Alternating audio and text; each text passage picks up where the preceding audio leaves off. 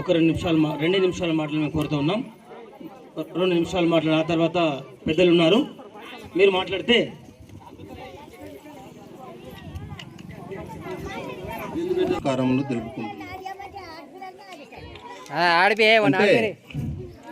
చాలా మంచిగా చేశారు. అంటే మైకులు పెట్టుకోము కానీ ఇవల్ల చేసుకోము కానీ బాగా చేస్తుండారు అనేటోళ్ళు ఏమున్నారు కానీ దాన్ని ఇక కొద్దిగా ముందరికి కొనపోండి అని చెప్పేటోళ్ళు లేరు. బాగా చేస్తున్నారు అనే కాడికే ఉంటారు. ఇప్పుడు మన అంబేద్కర్ గారి గురించి చెప్పారు. ఇక్కడ మనము ఈయన పూల ఏమంటారు ఆయన గురించి కూడా చెప్పారు. మన శివాజీ గురించి కూడా చెప్పారు. ఆయన 3 కులాల వారు. అయితే వాళ్ళు ఏం చేసిందంటే ఒక్కరి మాట ఒకరు అయినా కులాలు ఏరైనప్పుడు కూడా ఒకరి మాట ఒకరు విని ముందుకు ఎట్లయితే బాగా చేస్తున్నాడా ఆయన మంచి వ్యక్తి కాబట్టి అని ఒకరికొకరు కలుసుకొని ముందుకు పోయిండ్రు.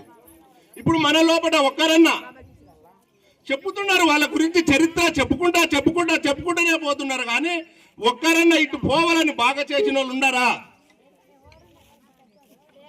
కొందరు ఎవరైనా మాట్లాడుతుంటే ఏమంటారంటే వాళ్ళకి చదువు లేదు.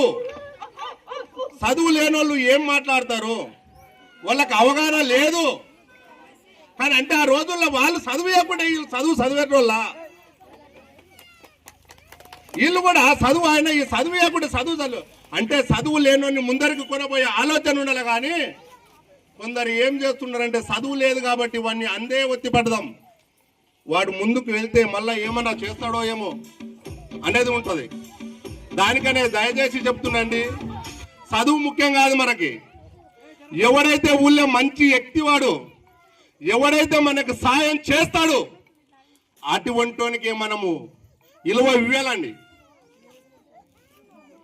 లేదు ఎవరు పడితే వాళ్ళు వచ్చి వాళ్ళు పెద్దలు వాళ్ళకి నమస్కారం చేయాలి అనుకుంటే మనల్ని బెదిరిస్తారని ఎప్పుడు కూడా అనుకోకండి. ఎవరికి కూడా బెదిరొద్దండి. ఫస్ట్ మనం బాగుండాలి. మనం చక్కని నడతలు నడిస్తే అతలోనికి మనం బెదిరే అవసరం లేదు.